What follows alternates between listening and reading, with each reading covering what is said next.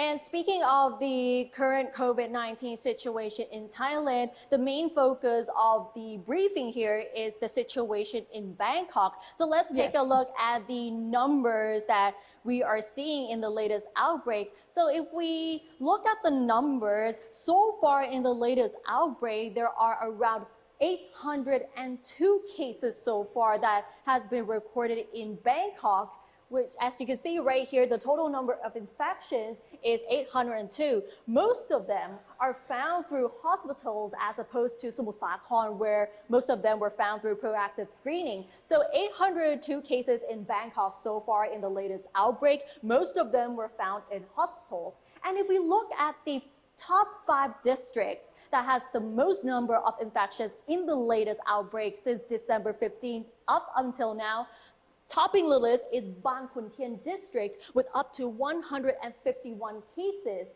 And most of these districts here, most of them are actually next to Samut Sakhon province. Bang Khun Tien topped the list with 151 cases. Other than that is Pasir Charoen, Jom Thong, Bang Khae, and Bang Plat, which has at least 27 cases and above here. And so these are the top 5 districts in Bangkok that has the highest number of infections.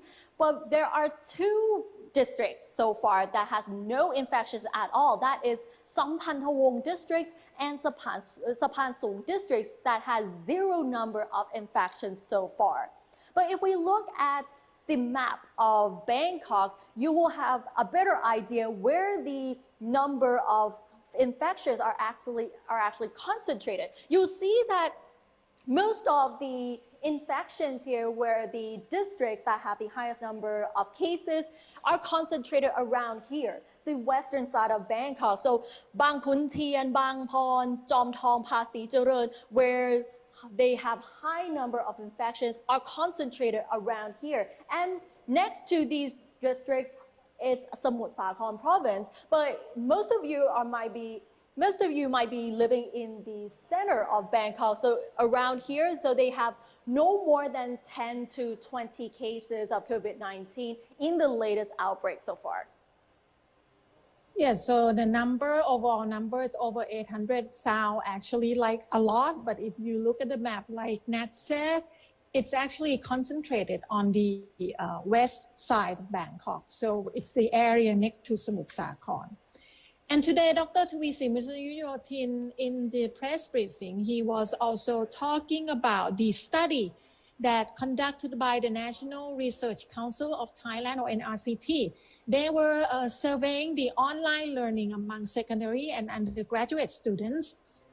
There were 72,626 participants from 77 provinces, and over 80% of whom are in government schools. The study found that the most commonly used tools for online learning are mobile phones, which is over 71%, followed by laptops, which is around 30%. The rest use desktops, tablets, printers, and televisions. And there are 0.29% that don't own any tools at all. The data shows that over 88% of learning hours in 28 red zone districts were online.